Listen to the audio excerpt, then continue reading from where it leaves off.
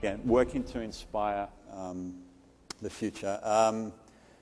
It's not only in business or in science and NASA engineering. Science fiction as a genre, the top 10 films of all time, I think 9 of them, or 8 or 9 of them, are either sci-fi or fantasy. There's just something that's totally engaging that just we love about sci-fi. I mean, Avatar is the #1 film of all time, and the numbers there are staggering. My feeling is that it gives us permission to get outside of our space and really dream about what's possible without any boundaries. And that's a really powerful tool for business in an environment that's really disruptive like it is today. Minority Report is a really interesting one I'm going to talk about quickly. Steven Spielberg, anyone see it? It's with Tom Cruise. He's walking around and he goes into a Gap store, and the store recognizes who he is. It starts making outfit suggestions for who he is, and it knows him personally. And I can tell you right now, there are many, many companies that are working on this technology. It exists today. Facial recognition software is amazing. Privacy issues aside, I'm not going to talk about that today, but we could talk about that. But this is something that was speculated about in the film Minority Report. Among other things, gestural computing. There's a company called Leap Motion that's doing it right now. For $80, you can plug something into your laptop and you can control it just with your hand gestures. Really, really cool stuff coming out of sci-fi. All right, so that's the power of sci-fi story. So let's talk a little bit about science fiction prototyping. All right, hold on. So Brian David Johnson, he's the futurist at Intel. He's a partner of Sci-Futures, and we work together. So originally, when I thought about using sci-fi for business, for innovation, the way I got there was working with my clients in innovation, but I'm a big sci-fi fan. I used to write sci-fi, and while I was writing it, I thought, wow, this is really powerful. This is a really powerful tool. When I did my research, I figured out that sci-fi prototyping and design fiction is actually a really growing field in the future space. This idea of experiential futures, which is really interesting, which is the idea if you want to know the future, you need to really experience it viscerally. Really, really interesting idea, design fiction. But Brian David Johnson's written a book called Sci-Fi Prototyping. Like I said, he's a partner of our company. We work together. He's going to talk about something called the Tomorrow Project that he did for Intel. And I'll just play this video.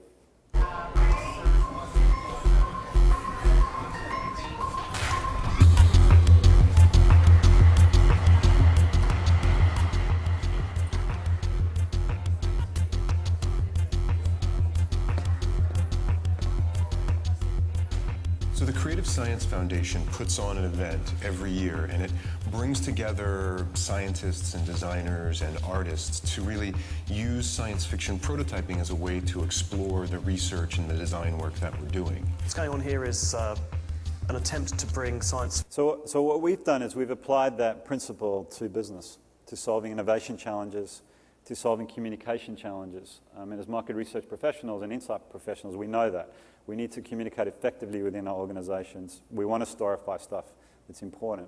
So a lot of what we do with our clients is top secret because it's so disruptive. I can't share it. And it's so frustrating for me because it's fantastic.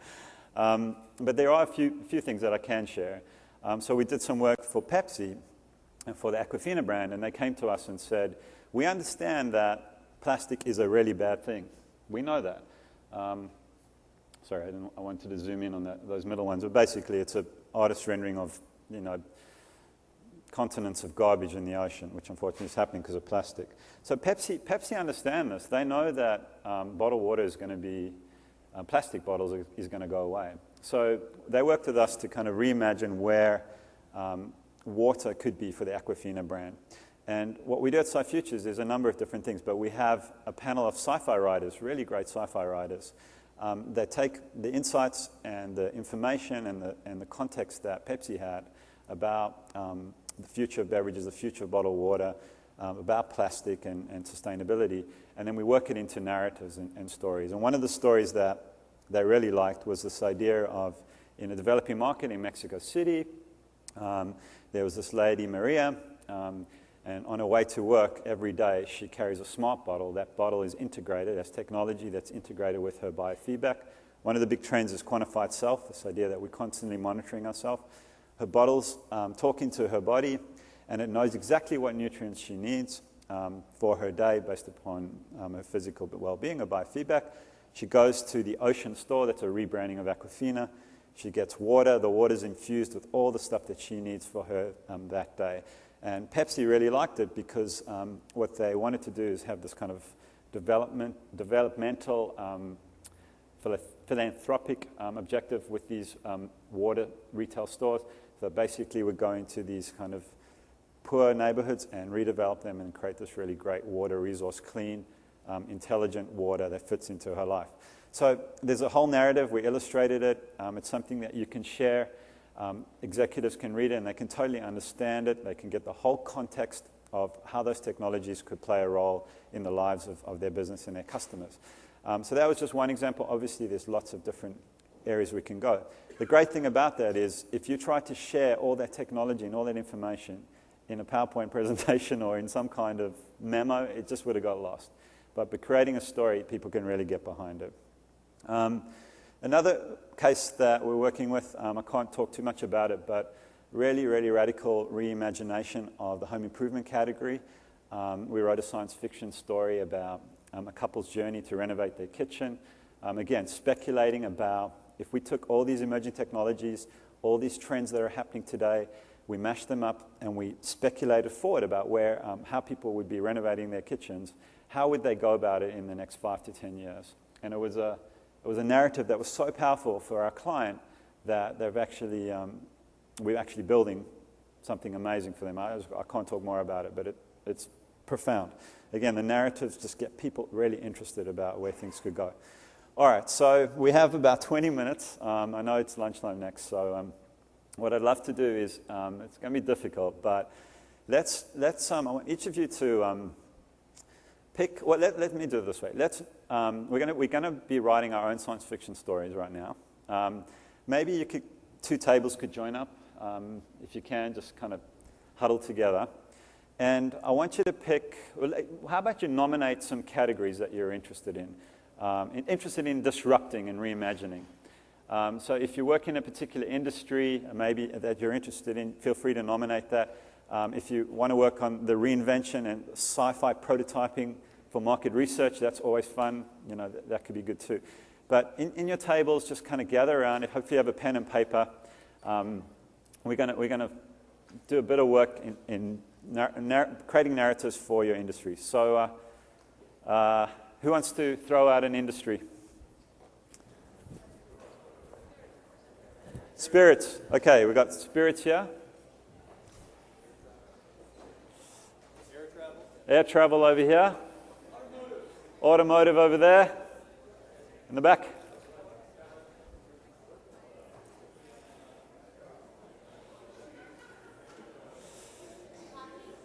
Coffee. Sounds good. Beverages, coffee over there. All right, so thinking about, okay, focus on me just for 2 secs. I've got to give you the context and the information. Thinking about the categories that you guys are interested in disrupting, let's think about the big transformational trends that are happening. What are the big transformational trends? So the first one is the idea we spoke about today, radical transparency. This idea that data is open, everyone can share, privacy is going. In a world where there's radical transparency, in a world where the world is going from what we say, from a drain to sustain, where we can't just basically take, we need to give. It needs to be a harmonious balance. So radical transparency, harmonious balance, going from competition to cooperation. So we're not necessarily competing, we're more cooperating. We have more frenemies than enemies. And then the last one is pick a disruptive technology. So is it augmented reality? So is it the idea that you can walk around and have your world augmented with data and information all the time? Or is it, it's another really disruptive technology, quantified self, the idea that you know and you're getting feedback on where you are, what you're doing, your mental health, your physical health all the time. What about nanotechnology, the idea that we have little machines doing the work for us? AI, robotics, robots taking care of the menial jobs, just basically removing them from our system, from our society. These are just a few, and obviously we don't have a lot of time, but working with some of those radical technologies that are really disrupting our world and those big kind of cultural trends, radical transparency, competition to cooperation. I'm sorry you can't see this, impossible to see, I know. I thought we were going to be in a smaller room. But now I want you to write a story. Think about your customer in your categories that you have. So we have spirits, we have air travel, we have beverages. What do we have in the back? You guys got categories here? Automotive. What's that? Health insurance. Brilliant. That's a great one. Okay. I want you to write a story that goes as follows. It's a day in the life. I want you to pick a character, and I want you to make this person as real as you can. So they have a name, they have an address. I want you to describe their day in their life in 10 years' time, 2023. I want you to really push yourselves in terms of where you think the world will be in 10 years' time. Really disrupt your thinking. Give yourself permission. Try and write a story that has a beginning, a middle, and an end. So the character wakes up, they do something happens to them, they overcome that challenge, and they get resolution. That's the kind of narrative arc that I'd like you to try. And a typical day in your life of your customer. Make this person as real as you can. Does that make sense? So spend the next 10 minutes just trying to figure that out. See what kind of stories you can put together. And then we'll share just briefly if we have time. I'm going to be walking around. I'll be helping you guys. So with a pen and paper and amongst your group, a day in the life of your customer in your category. Think of these disruptive forces, the social trends, and write a story. Write a narrative about it. All right. Any questions? Oh, all right, guys.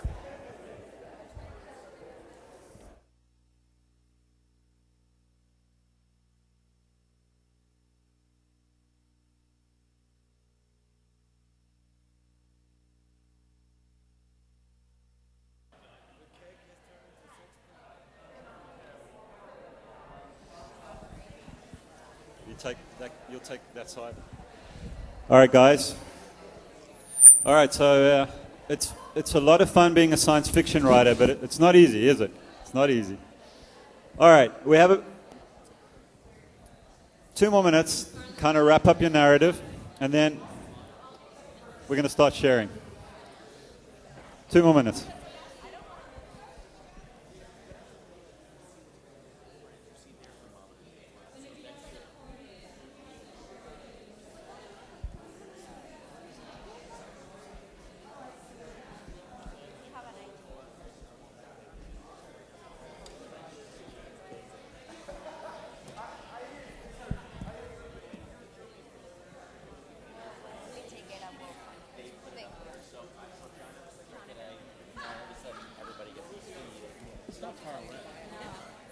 After you. Thank you. All right. Okay. Let's start. All right. Thank you. Thanks, guys. All right. Who wants to be the first group to share? Do we have any takers? First group? First group to share. Okay. What I'd like you to do when you share is tell us the category that you're working in, the name of your character, and then go for it. This brave table over here. You got 2 minutes. Okay. Great.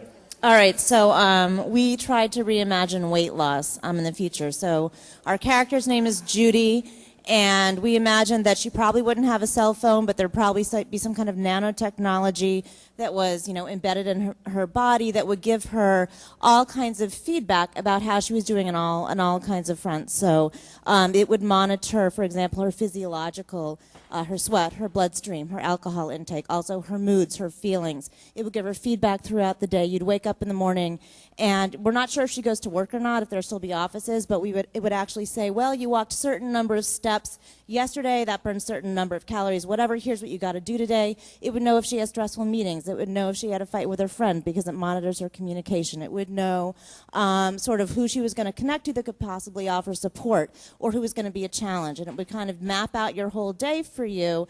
And then the challenge, am I forgetting something? Oh, the deli. Okay, so you explain. So the additional idea for this is that it's tied into your health insurance. So you're actually paying health insurance almost daily based on your emotional, physical, and and what type of food you're intaking. Awesome. You have a great day, and you're paying less in health insurance. You have a horrible day, you're emotionally stressed, you're eating more junk food, you're not going by the suggestions that the industry is giving. You're now paying more in health insurance. Brilliant, love it. There's a great book called Red Cross, which is a sci-fi book that speculates exactly about that. Brilliant, guys. Well done. Who's next? Back of the room. Yeah, give him a round of applause. Awesome.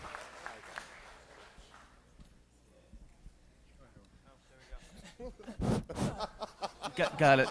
I'll take all three. All right, our character's name is Richard. He is living in the year 2023, and he is late to work. He wakes up, he's being pinged constantly, all sorts of messages coming in, and as he gets in his self-driving car, his thumb slips and he hits the address for his buddy in the email he was just reading. The car takes off. He lays back to take his normal commuter nap, waiting for his breakfast toast, which comes out of the center console. When the toast comes up, he wakes up. The car sees the surprise and alarm on his face at not being on the way to work, and it realizes that it made a huge mistake because it's a Wednesday and he shouldn't be headed to his friend's house. So it turns him around, only to find out that he's been fired because his work has been monitoring where his car is and he's late. Lovely. Not dystopian sci-fi over there. Excellent. Thank you very much. Very cool. So what you'll note, round of applause. What you'll notice about these stories is you start to generate IP, intellectual property, and that's fantastic. And anyway, so who's next? Which table wants to go next? Up front, yeah. Thank you. Hi. Can you hear me? Working? Okay. We did air travel, and our character was Ulysses Smith Delta 463 was the name, or it could be Penelope Smith Delta 463. The age was 40. It was actually 120 being the new 40. Nice. And the character Penelope, I will say, is traveling for both personal and business because life is just one event every day. She's wearing a nano suit, or perhaps will be printing her outfit when she gets there so she doesn't have any luggage.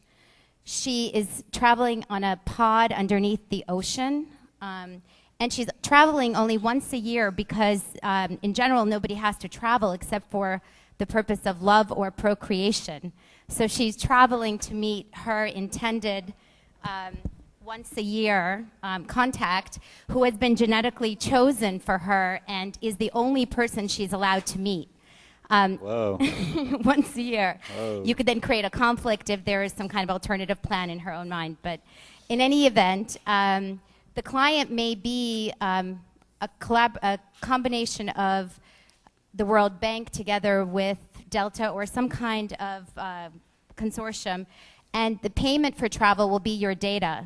So when you enter the pod, it will read data about you, and data is currency. Very cool. Very, very you'll be contributing that. Cool. So. Excellent. I think we've got time for one more if you guys are up right there. Thank you. Woo! Sorry. One more in the back. Yeah. I'm so excited you guys are keen to share because.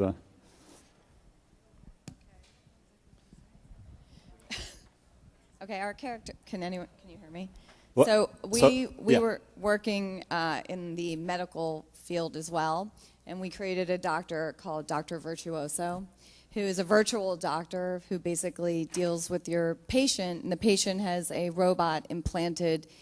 Actually, when you kind of do an IVF, the robot is implanted into the fetus before it's born.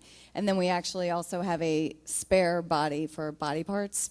So our doctor actually doesn't ever have to see the patient because the patient, everything's done via computer, and all diagnostics are updated daily and hourly because we have a robot implanted in the person, so we know all the medical issues that are constantly occurring and whatnot, and then we have a spare body. So if they need a new knee, they need a new leg, they need a new kidney, we have a spare body in like a warehouse that we can implant it. So Dr. Virtuoso really never has to leave his house, and he can do everything from home, and the robot can do everything else. Wow, fantastic. Round of applause. Yay. All right, guys, thank you so much. I appreciate your ideas are amazing. There's some very disruptive futures in there. So just very briefly, what we do is we help our clients.